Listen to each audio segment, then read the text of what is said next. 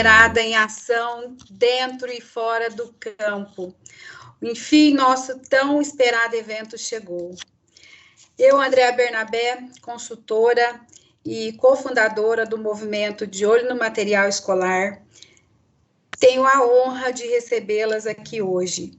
E hoje vamos celebrar, vamos compartilhar e vamos agregar valor uma na vida da outra. Estou muito feliz com a presença de todas vocês e todos vocês aqui presentes.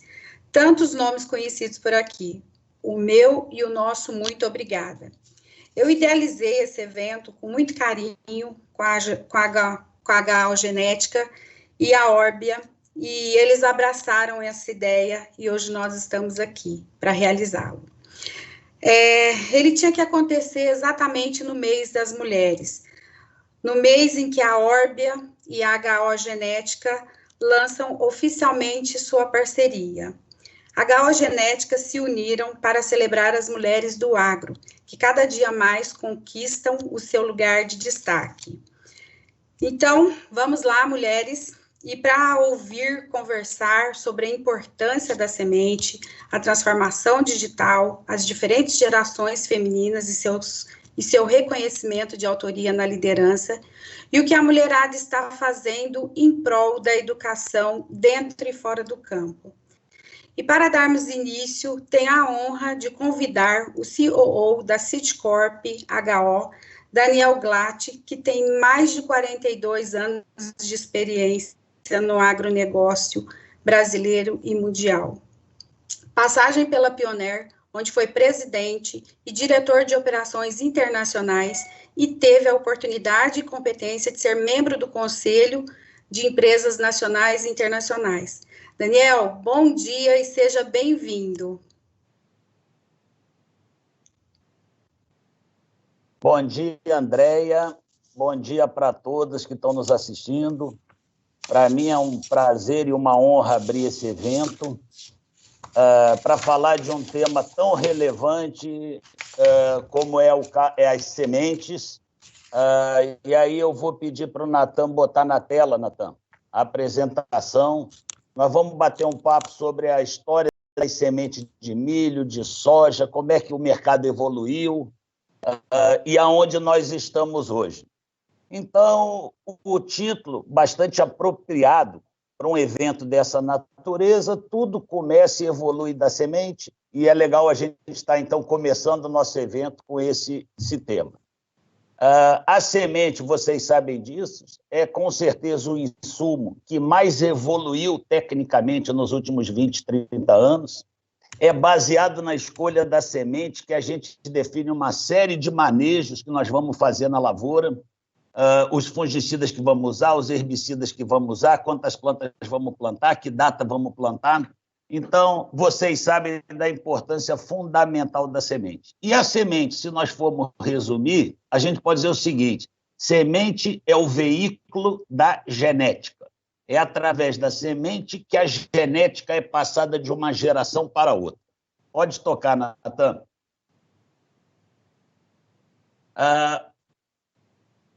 Desde o início, gente, da agricultura, o homem fez melhoramento genético das plantas que eles produziam. Pode ir. Os cereais de inverno já eram plantados no Egito, o arroz era plantado na China tem mais de 5.000 anos. Os milhos, os principais milhos desenvolvidos no mundo foram desenvolvidos antes de Colombo chegar na América. As 5 principais raças de milho já estavam feitas. Os incas cultivavam mais de 300 tipos de batata. Quer dizer o seguinte, há muito tempo que se faz seleção genética. Desde que existe agricultura, existe seleção genética e melhoramento genético.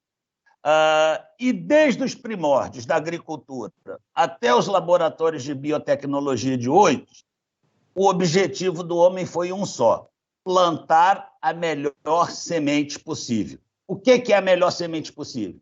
É aquela que produz mais, é aquela que aguenta melhor as intempéries climáticas, as pragas, as doenças, que os grãos tenham características físicas, químicas e nutricionais que se quer. Foi o que a humanidade sempre procurou. nós largamos daquela seleção natural para chegar nas técnicas modernas de genética e de biotecnologia. Chegamos no século XXI e a semente no século XXI é basicamente uma semente transgênica. Pode tocar.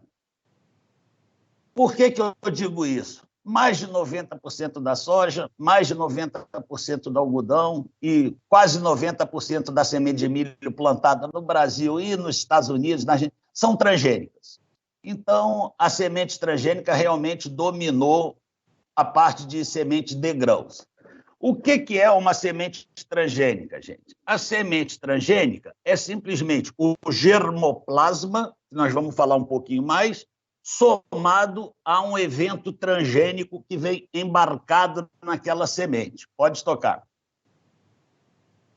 Os eventos transgênicos que nós temos no Brasil hoje, seja no algodão, no milho ou na soja, eles trazem basicamente dois tipos de características. Ou eles nos trazem tolerância aos herbicidas, glifosato, agora está chegando ao 2,4-D, ao dicamba, tem o Liberty Link, ou eles nos trazem resistência às lagartas, aos lepidópteros.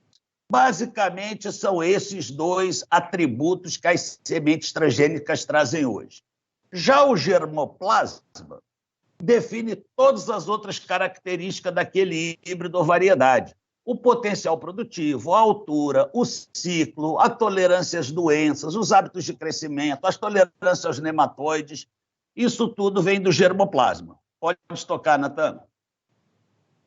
Uma coisa importante de entender, o evento transgênico, ele é como se fosse obrigatório para você participar do mercado, mas ele é igual em todas as variedades. Ou seja, intacta é intacta, independente da variedade que você está usando. Ela funciona igual. Com raras exceções, os eventos transgênicos funcionam iguais em todas as variedades. O que diferencia uma variedade da outra, ou um híbrido do outro, é o germoplasma. É aquele conjunto de características que cada variedade tem o seu. Pode tocar, por favor. Se a gente olhar aqui, se a gente olhar um pouco esse quadro, é só para vocês terem uma noção desses dois mercados de milho e de soja no Brasil hoje, que são dois maiores mercados de semente do Brasil. O valor desse mercado do milho é na faixa de 7,5, 8 bilhões, o da soja na faixa de 9 a 10. Também nós plantamos 18 milhões de hectares de milho, 38 de soja. Semente de milho é quase toda praticamente comprada, certificada. A soja se compra aí na faixa de 75% a 80%. Existe uma biologia, uma coisa interessante da biologia. A semente de milho são híbridas. Então, quando você planta o grão daquele híbrido, o que nasce é diferente do híbrido que a gente plantou. Já as variedades, a próxima geração é igual à geração anterior. Por isso que a proteção intelectual do germoplasma no milho é muito fácil, porque as empresas têm as linhagens progenitoras, o chamado linhagem machos e fêmeas, que são os pais dos híbridos, e só elas têm. Então, é meio uma proteção da patente. Já na soja, como não pode se ter isso, nós temos precisamos ter uma lei de proteção de cultivares, nós temos regras para semente salva, nós temos que fazer o controle da semente pirata, tem controle da moega, tudo isso porque a biologia da soja é diferente da do milho. Na cobrança dos royalties, o do milho é muito simples, a gente paga todos os royalties da biotecnologia quando a gente compra semente de milho. No caso da soja, o produtor paga tudo para o sementeiro e o sementeiro, por sua vez, ele tem que pagar o royalty da biotecnologia para o dono da biotecnologia e o royalty do germoplasma para o dono do germoplasma. Hoje, semente de milho é praticamente cada um tem seu híbrido, os híbridos são individuais e separados por empresa, enquanto que na soja a exclusividade de produto é baixa. Inúmeras empresas podem vender a Desafio, ou a Bônus, ou a 8349, ou a Zeus. Então, é diferente entre o milho e a soja. O milho É muito complexo a produção de semente de milho a campo. Quem de vocês já viu sabe como é que funciona. Tem machos e fêmeas, nós temos que tirar o pendão, nós colhemos a fêmea, colhemos espiga. Ele é muito difícil de produzir, mas depois fazer a gestão da qualidade é muito simples, o milho não dá maiores problemas. Já a soja é uma cultura muito fácil de fazer o campo de semente, se não der azar de pegar a chuva na colheita, mas depois a gestão da qualidade é muito complexa. Sementes com maiores teor de óleo tendem a variar mais rápido a qualidade. Uma característica muito curiosa, e que eu, particularmente, nesses 40 anos, nunca consegui entender exatamente por quê, o produtor é muito fiel ao híbrido que planta, ele troca de híbridos muito devagar, mas ele é muito rápido em trocar as variedades de soja. É uma característica empírica de observação que nós já vimos, que o mercado funciona assim. É comum ver produtores que plantam o mesmo milho há 8, 9 anos, enquanto a soja, o produtor é muito ávido por novas variedades. Quem leva o milho ao mercado, basicamente, são as grandes empresas multinacionais. Quem leva a soja no mercado são as sementes nacionais. Pode passar, Natan, por favor. Vou falar um pouquinho para vocês da história do milho e da história da soja. Olha aqui, ó, esse aqui é o gráfico de produção do milho. Vocês reparem, em vermelho é o verão e azul é a safrinha. Então, a primeira coisa que todo mundo sabe é essa grande inversão que houve entre o verão e a safrinha. E hoje a nossa produção de milho é praticamente quase toda. Vocês veem um negócio legal que, para um aumento de mais de 300% na produção, a área de milho nesse período aumentou uns 30%, 35%. Então, isso realmente é o avanço que vocês fizeram como produtoras em ganhos de produtividade. Pode tocar, Natan. Se a gente for olhar a história do milho, pode tocar? Se a gente for olhar a história do milho, nós vamos ver que o milho teve 3 fases. Na primeira fase, desde os anos 70, nós tínhamos no mercado a Agroceres, que foi a primeira e a maior empresa de semente de milho do Brasil. As multinacionais, na época, estavam chegando, Cargill, Brascalb, a Limagrain, que chegou, depois saiu, a Syngenta já estava aqui, a Pioneer começou no final dos anos 70, e nós tínhamos, naquela época, muitas empresas de milho nacional que, basicamente, vendiam a tecnologia da Embrapa. E o milho era, basicamente, uma cultura de baixa tecnologia e a nossa produção bastante irrisória. Pode tocar. Na segunda fase é a fase que eu chamo as multinacionais foram as compras. Aqui as multinacionais foram as compras. A Monsanto comprou a Agroceres, a Cargill, a Brascalb, depois comprou a Agroeste, a Dow Químico comprou a Dinamilho, a Zênica. Foi a chegada forte das grandes multinacionais, coincidindo mais ou menos com o início da biotecnologia. Pode tocar. E, por fim, nós estamos na nossa terceira fase, que começou com os lançamentos dos milhos BTs, primeiro o Yieldguard, depois o Herculex, depois o VT Pro, agora o VIP3 e combinações dele.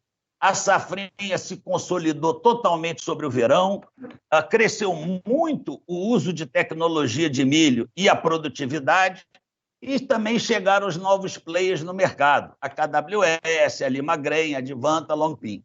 Então, isso é um pouquinho da história da indústria de milho no Brasil. Vamos falar da soja um pouco. Bora, próximo. Esse gráfico aqui é o da produção da soja no Brasil. E pode tocar mais um clique, Natan. Mais um. Mais um. Aqui, gente, eu quero fazer uma divisão na história da soja com a Lei de Proteção de Cultivares. A Lei de Proteção de Cultivares foi criada no início dos anos 90 com o objetivo de que, se algum melhorista desenvolvesse uma variedade de soja, ou de arroz, ou de feijão, ou de trigo, ele teria direitos sobre aquele propriedade intelectual. Ou seja, se alguém quisesse produzir a semente, aquela variedade que aquele sementeiro desenvolveu, que aquela empresa de genética desenvolveu, seriam obrigados a pagar royalties para essa empresa. Vocês reparem a inclinação da curva até a lei da proteção de cultivares e depois. Quer dizer, quem está olhando aqui sabe, alguma coisa essa lei trouxe, porque a produção brasileira acelerou muito a partir daí. Pode tocar. Como é que funcionava a genética da soja antes da lei de proteção de cultivares? Basicamente, quem fazia soja eram entidades governamentais, estaduais, secretarias de agricultura, o IAC de Campinas, a Universidade Federal de Viçosa, eram esses que faziam soja, a Embrapa também fazia, a Embrapa e as suas coligadas também faziam. Pode tocar, Natan. E ali, naquela época, tinha pouquíssimas iniciativas privadas fazendo melhoramento genético, que era a FT Semente, de Francisco Terrazal, e a Cooperativa de Cotia. Pode tocar. Essa época foi uma época que a pesquisa de genética de soja era uma pesquisa pública, poucos recursos, muita dedicação, muito esforço dos indivíduos pioneiros. As entidades tinham muita interação, trocavam muitos materiais, muitas linhas de soja. Havia uma relação informal entre os produtores de semente e os obtentores da genética. Muitas vezes não se pagava royalty, nada. Nós podemos dizer que o objetivo principal do melhoramento genético dessa época era um objetivo agronômico e social. Pode tocar, Natan. Depois da lei de proteção de cultivares, a coisa mudou. Chegou os grandes obtentores de soja no mercado com grandes investimentos. Aí nós estamos falando da GDM, do Grupo Dom Mário, da Monsoy, hoje Bayer, da Nideira, hoje Singenta, da TMG, que é nacional, mas uma grande empresa, a Corteva, a BASF, a nossa empresa HO Genética. Essas são as empresas que começaram a fazer melhoramento depois da lei de proteção de cultivares. Pode tocar. E aí o jogo mudou. São grandes empresas, muito recurso aportado, muita sofisticação tecnológica, muito ganho de escala, muito aporte financeiro na pesquisa, concorrência absoluta entre os players, ninguém mais troca nada por nada, com ninguém por nada. As empresas de melhoramento são obrigadas a ter interação com as empresas provedoras de traits, provedoras dos eventos biotecnológicos. Passa a haver uma relação comercial muito clara entre os produtores de semente e os obtentores, com o pagamento de royalty. E aqui, vamos ser honestos, o objetivo da pesquisa era o retorno sobre o investimento. Pode tocar, Natan. Qual é a conclusão da história? É assim, até a lei de proteção de cultivares, média nacional de soja na faixa de 40 e poucos sacos por hectare, os produtores top faziam 55 a 60. Passado esses anos todos, a nossa média nacional passa dos 52 sacos por hectare, nossos produtores top fazem mais de 80 sacos por hectare, e os ganhadores do SESB, o concurso de produtividade, chegam a 120, 130, 140 sacos. É isso que a lei de proteção de cultivares e a evolução, não só isso, mas a evolução do produtor e do manejo técnico do produtor fez o Brasil ser hoje o maior produtor do mundo de soja. Pode tocar, Natan. Aqui, então eu vou contar rapidamente aqui, é uma historinha, vou tentar ser breve. Como é que foi a história da soja? Vai tocando devagarzinho aí, Natan. A soja surgiu no Rio Grande do Sul, nos anos 50, aqui no Brasil. O principal objetivo da soja naquela época era fazer rotação de cultura com trigo, e o trigo, sim, era a grande cultura gaúcha.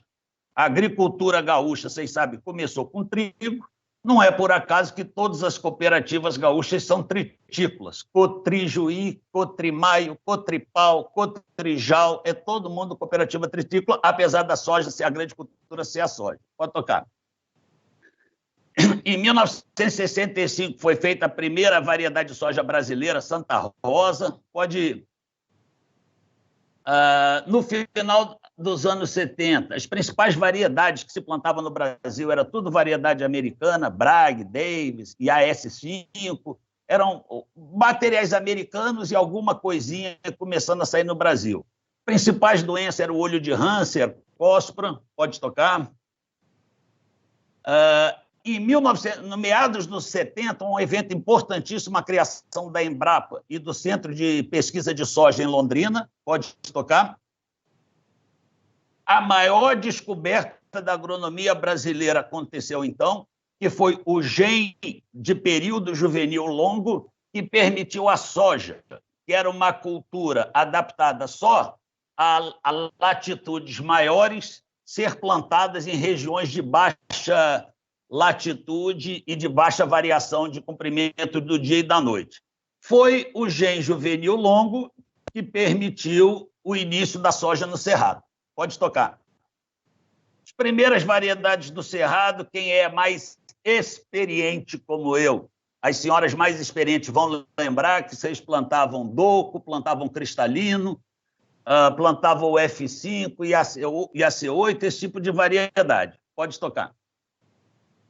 Ali no final dos anos 80, mais uma praga violenta, o cancro da haste, acabou com a genética que nós tínhamos até então, pode tocar.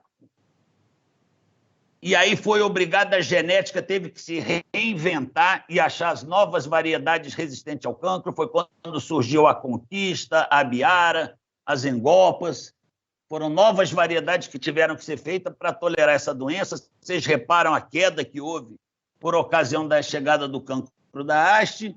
No início dos anos 90, a primeira semente transgênica lançada nos Estados Unidos é a soja RR da Monsanto. Pode tocar. Ali também, em meados de 90, foi criada a Fundação Mato Grosso, uma parceria entre os grandes produtores do Mato Grosso e a Embrapa, tanto para fazer genética como para desenvolver manejos para a soja. Fundação extremamente responsável pelo sucesso de produção que o Mato Grosso teve posteriormente. Pode tocar.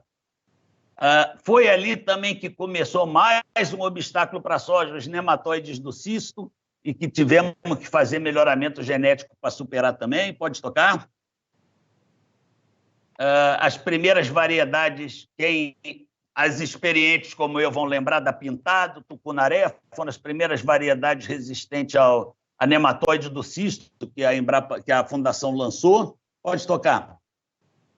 E também, no final ali dos anos 90, meados dos anos 90, começou a chegar no Rio Grande do Sul as chamadas sojas maradonas, que era a soja RR da Argentina, que foi liberada junto com os Estados Unidos, e que começaram a chegar no Brasil pelo Rio Grande do Sul e eram chamadas maradonas. Pode tocar. Era maradona porque elas eram as sojas baixinhas, mas muito produtivas. Pode tocar. A partir da Lei de Proteção de Cultivares, o jogo mudou. Pode tocar. De imediato, foi criada uma série de fundações entre produtores e Embrapa para fazer melhoramento genético. Foi criada a Fundação Cerrado, a Fundação Bahia, a Fundação Triângulo. Pode tocar. E aí as multinacionais, com a Lei de Proteção de Cultivares, as multinacionais decidiram entrar na soja. A Monsanto comprou a FT Semente, a Pioneer comprou a semente 2 Marcos, ali de Cristalina. Foi mais ou menos nessa época também que começou a chegar a ferrugem da soja. Pode tocar. Por ali também a Fundação Mato Grosso e a Embrapa separaram, e aí foi criada a TMG, uma grande empresa de melhoramento genético brasileira. Por essa época também a Syngenta chega no mercado de semente de soja do Brasil. Pode tocar. Finalmente, meados dos anos 2000, foi liberada, finalmente, 10 anos depois dos Estados Unidos programa Soja RR no Brasil, com cobrança na moeda. Com a liberação dela, pode chegar. Chegaram duas, pode mais. Chegaram duas grandes empresas de genética no Brasil, a Nideira e o Grupo Dom Mário, com a marca Brasmax. Eram empresas argentinas que faziam um melhoramento genético muito moderno, usando muitos hábitos indeterminados da soja, que hoje domina a nossa genética, mas na época não. E elas tiveram um impacto muito grande no Brasil. No início da década passada, foi a vez da Bayer ir às compras no Brasil, comprou uma série de empresas, Soitec, Verma, Melhoramentos. A Dow comprou a Codetec também, pode tocar. Aí venceu, ali no início de 2014, 15, 13, mas 14 mais ou menos, venceu a patente da soja RR, pode tocar, mas logo depois chegou a soja intacta no Brasil, que é a tolerância ao glifosato e ao BT, a soja que teve um grande impacto na sojicultura brasileira. Aí tivemos uma nova rodada aí de aquisições das multinacionais por multinacional, quer dizer, a Bayer comprou a Monsanto, a Syngenta comprou a Nideira, a ChemChina comprou a Syngenta, foi formada a Corteva com a junção da Dow e da DuPont Pioneer. Pode tocar. Há uns 2 anos atrás, chegou no Brasil a Stein. O Stein é o pioneiro do melhoramento de soja nos Estados Unidos, é uma grande empresa de genética de soja nos Estados Unidos, que finalmente aportou no Brasil também, não está no mercado de soja ainda, mas estará, eventualmente. Pode tocar. E aí, por último, estamos tendo agora, em 2001, lançamentos de novas tecnologias no mercado, que é a soja RR Stent, que é tolerância a BTs e ao dicamba e ao glifosato, e a soja Enlist Conquesta, que traz a tolerância ao 2,4-D. Então, de um modo geral, gente, é essa a história da indústria da soja no Brasil, da indústria do milho, aonde nós chegamos.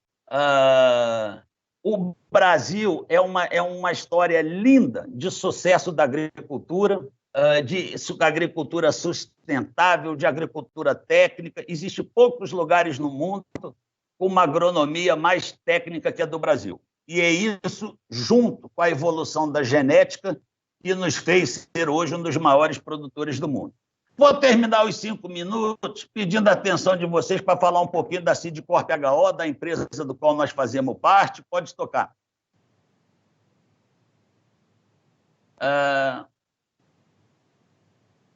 A Sidcorp, pessoal, eu não vou me demorar demais, nós somos uma empresa de genética, de pesquisa, produção e vendas de semente de soja.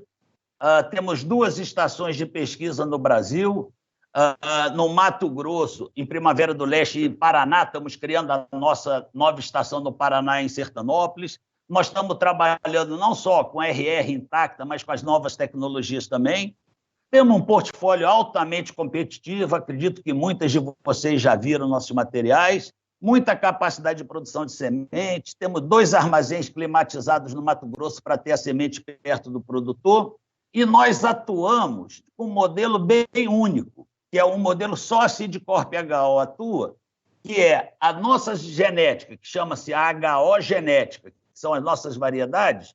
Nós produzimos e vendemos com a nossa equipe de venda, com a marca Sidcorp, e também licenciamos alguns poucos sementeiros, sementeiros que nós temos muito respeito e admiração, licenciamos poucos deles também para vender. É o caso da Oilema na Bahia, é o caso da Unigel, é o caso da Semente 2 Marcos, é o caso da Semente Campeã, e é o caso da Semente Agrosol no Mato Grosso. São nossos parceiros. A Genética HO, no Brasil Central, você acha pelos vendedores da Sidcorp ou por esse sementeiro. E no sul do Brasil, nós temos mais gente, a Agrocem, a Tarumã, temos a Chapada, temos outros produtores que produzem. Pode tocar. Uma coisa legal, pode tirar, desclica um. Dá só um clique. Só um clique. Aí, para aí. Bom, tudo bem. Pessoal, o que eu quero mostrar para vocês aqui é quem são os sócios da Sidcorp HO. A Sidcorp HO é uma empresa formada pelo Grupo Dom Mário, a GDM, que é o maior especialista em melhoramento genético da América Latina, a CIPAR, que é um grupo de executivos, do qual eu faço parte, o Fábio Ruggiero, que está organizando esse evento, também faz, o Mário Sérgio Carvalho, que é o presidente, também faz. Somos um grupo de diretores que fizemos nossa carreira profissional toda no setor sementeiro, nas multinacionais, e hoje estamos fazendo a gestão da nossa empresa. E temos um sócio que é a Produtiva, que é um dos maiores produtores de semente do Brasil, com 4 UBS espalhados pelo Brasil. Então, nós somos uma empresa que a gente acha muito legal isso, expertises totalmente complementares. A GDM é pesquisa, a CIPAR é operações, passamos a vida fazendo isso, e a Produtiva, muita habilidade na produção de semente. Pode tocar. Esse aqui eu vou mostrar para vocês, tem que mostrar porque eu tenho muito orgulho disso, é uma pesquisa da Kleffmann.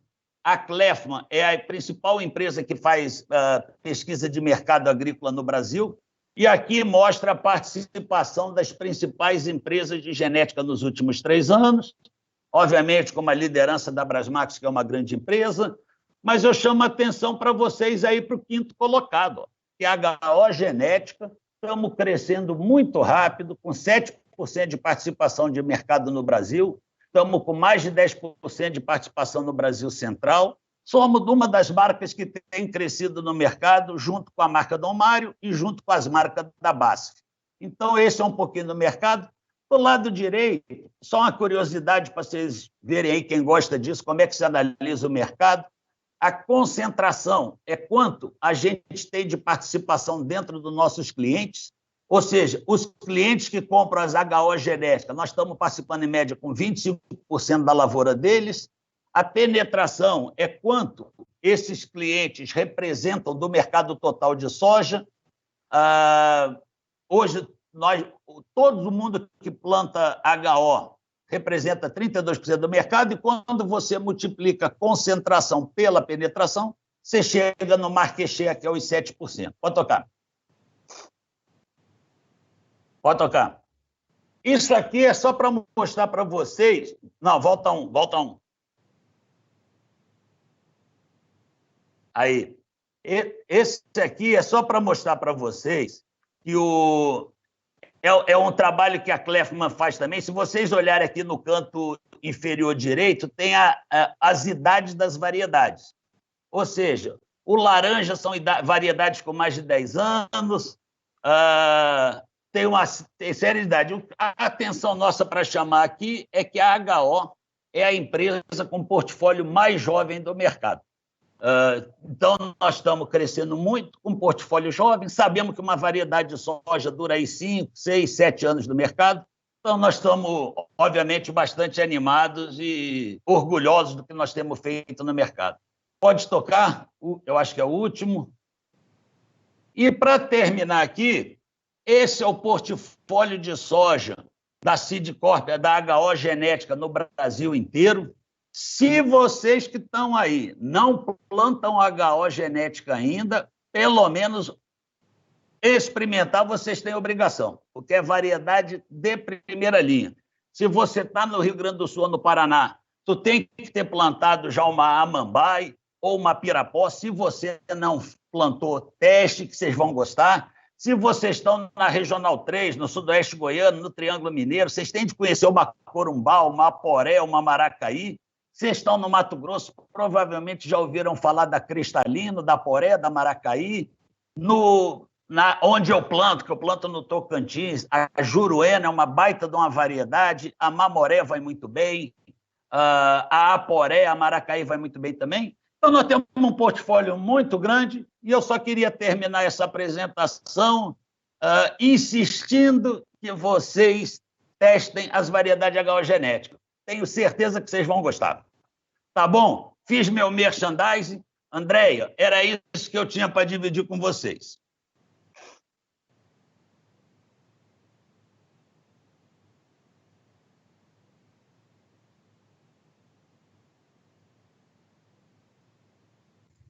Daniel, parabéns pela sua apresentação. Eu diria que não foi uma apresentação, foi uma aula, foi incrível. Eu sou fã dessa apresentação. Comecei lá atrás, a gente já se encontrou aí em vários eventos, enfim. Parabéns, eu estou sabendo aqui no bate-papo que a mulherada adorou essa apresentação. Ah, que bom, fico muito feliz. Eu te agradeço e a gente vai se falando por aí, tá bom? Muito obrigada. Beleza, André, obrigado a todas que deram atenção, parabéns vocês pelo esse belíssimo evento e salve as mulheres do agro brasileiro. Amém, obrigada.